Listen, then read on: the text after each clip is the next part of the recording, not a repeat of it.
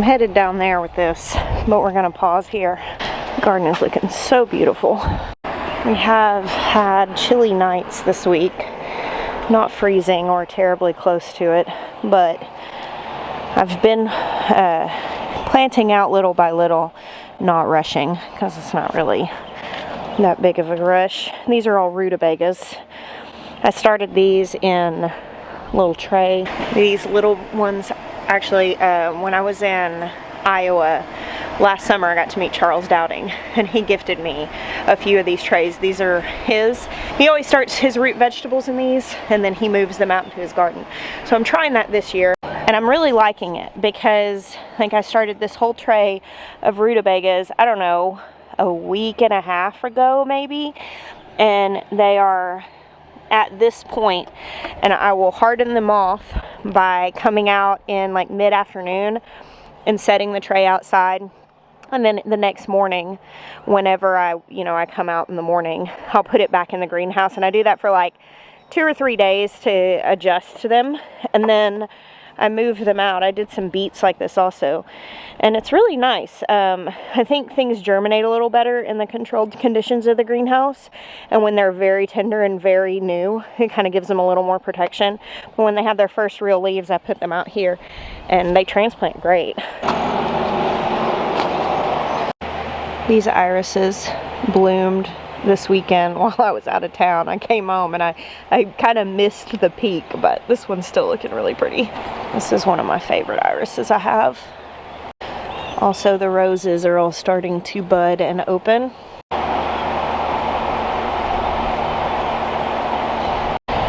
See, here is a tray of beets. These are yellow golden boy beets, and I set these out here, I don't know, probably like 4 yesterday for the first time. Gave them the evening out in the sun, and now before it gets too bright today, I'm going to put them back in the greenhouse. I'll put them back out here this evening. And once they've had a couple of days to harden off, I'll go ahead and transplant these. I'm going to put these in one of the high tunnels, these beets, and I'll probably snip them down so that it's 2 per cell, because 2 beets will grow well next to each other, maybe 3. But I don't want to do more than that.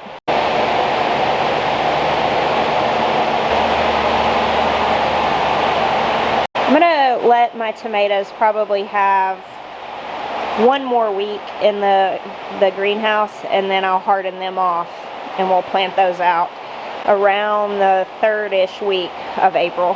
And it's about time for me to start eating these basil microgreens. I sowed this tray of kale microgreens at the same time, but these seeds were quite old. I think they were like 2019. So I didn't get as much germination on those. It's fine. I may actually prick a few of these out and plant them, because, I mean, this is just kale.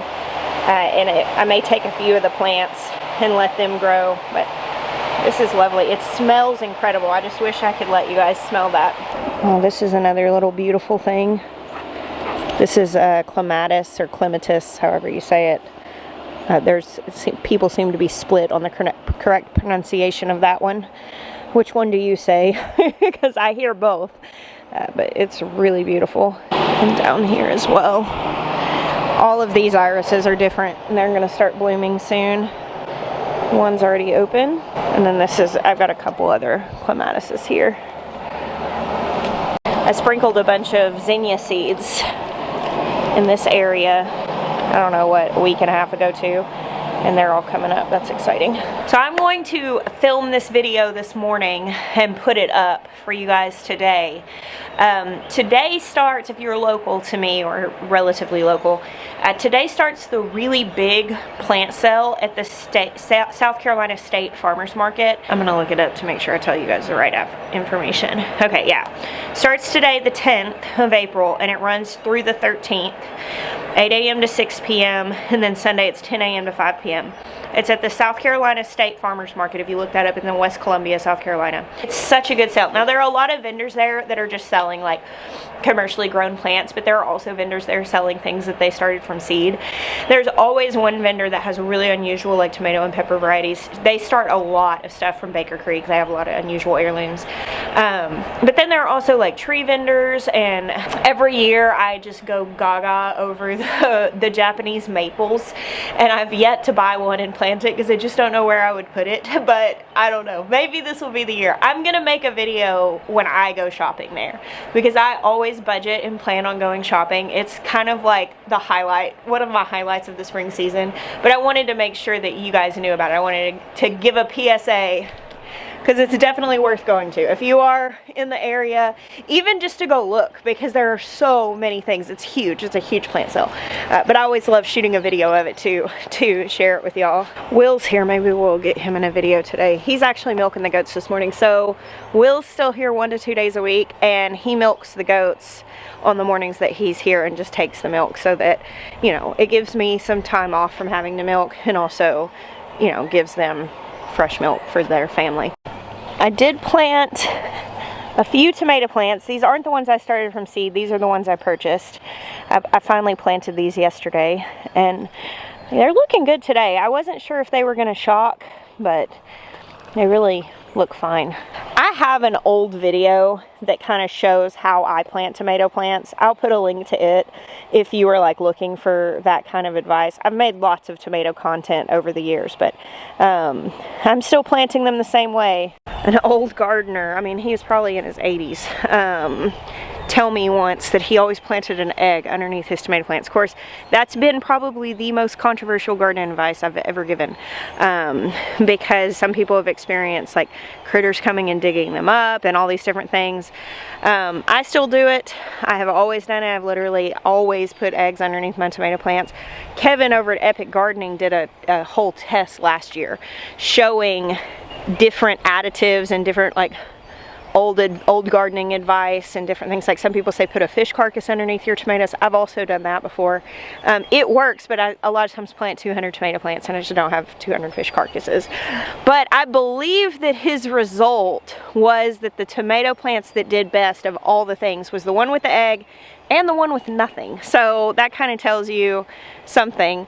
I actually had somebody once tell me through the YouTube comments who was a biologist of some sort, and they said that when eggs rot, it creates a gas, and that's actually what helps. Because a lot of people think that you're doing it for the eggshells, and that's not it. It takes well over a season for eggshells to break down and actually be available calcium.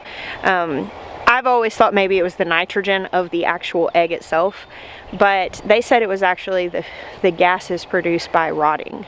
I don't know. It's been hugely controversial, especially now that eggs are super expensive. I just have a bunch of them because I have a bunch of chickens. All right, let's go back on our way.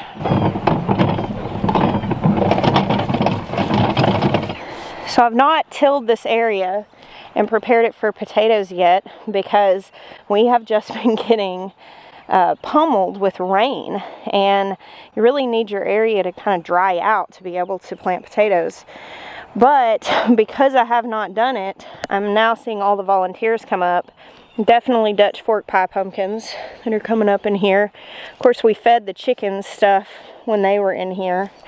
I bet come over here. There will be a bunch of holy basil in here too, but I don't know if it's come up yet. Maybe not warm enough for that yet. My plan is to till to about here.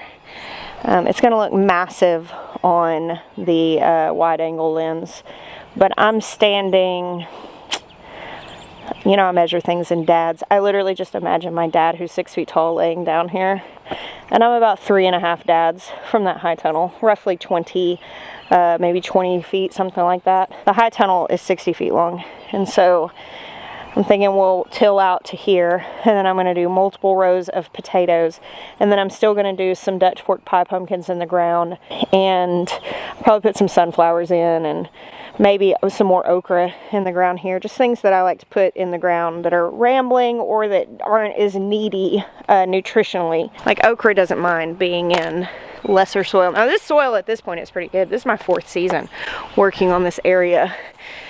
Of course, we've gardened here, we've amended with compost, we've had chickens here, you know, for multiple seasons at the end, which that all adds fertilization back in. And then I'll till everything here under. This is the only area where we till. But where I do potatoes and stuff, I mean, it's all getting disrupted anyway. I don't do any sort of major disruption in my raised beds. Peek in here. You know, it's almost time to do like an official garden tour. My boys came out here yesterday, and Maya, and helped, and we got the high tunnels kind of whipped back into shape, which is nice. It didn't really take that long, especially with that many helpers. But I'm very curious. These are cabbages, and I'm really hoping that I'll get some. They are starting tiny heads, so maybe I'll be able to harvest these cabbages before the pest pressure gets too great or the heat gets them. Between the 2 high tunnels, there's like this interesting little microclimate here where it stays a little cooler. And so knowing that I was planting these really late and the kale there, I purposely put them along this wall. I knew that they would be blocked in the shade more with this other tunnel, and I knew that they would have a little bit cooler temperatures. Little snap peas coming up. Ezra's jacket, because he got warm working yesterday and left it. And then here, my bananas are starting to come back. I don't get to harvest any actual bananas from them, but they're nice, and they're just a nice addition to the high tunnel. Oh, corn. Corn is the other thing that I was going to put in the ground out there. So in this tunnel, I've got the late brassicas. I've got all my alliums, which I have, let's see, I have 3 different varieties of onions, leeks, and shallots in this tunnel. And then I've got some kind of later sown carrots. I have some artichokes right here. And then all this space is not planted yet. I do have in the back here, I've got ginger that comes back every year, so I leave that space for it. But in this tunnel, I want to only put things that mostly, still have the ginger and stuff, but for the most part in this tunnel, I want to put things that will be done and pulled out by August. So like the other tunnel is going to be the tomatoes, peppers, I'll put eggplants. Basically, those are the things that are going to last until the first frost in late October or early November. Here, this will roll over to be my early season fall and winter tunnel. So I rotate these, and like last year, this is where all the peppers were. And so this stayed full until the frost came. And that other tunnel over there, I reset and emptied and planted all my cabbages and my winter stuff over there. So I'm just flipping. With that being the case, you know, all of these alliums will come out in like June to July. These carrots, those cabbages, the kale, that'll all be kind of finishing up by June. And so I may succession sow some things in here. And this is where I'm going to put more beets. I'm going to continue starting root vegetables because with the shade cloth and the microclimate, I can kind of stretch my season in here. But I was considering putting some potatoes in one of my raised beds just to try that and see how they do under the shade cloth. And I was even considering trying some things like corn. I might also fill out some of this space with a little bit of cut flowers. I learned I don't really like growing lots of cut flowers because I don't like cutting them. I like seeing them in the garden. But I do have like lots of sunflowers, and I love zinnias, and I just love what things like that do in a space. They just make it so happy. And since I have extra space, why not? Hey y'all, editing Jess here.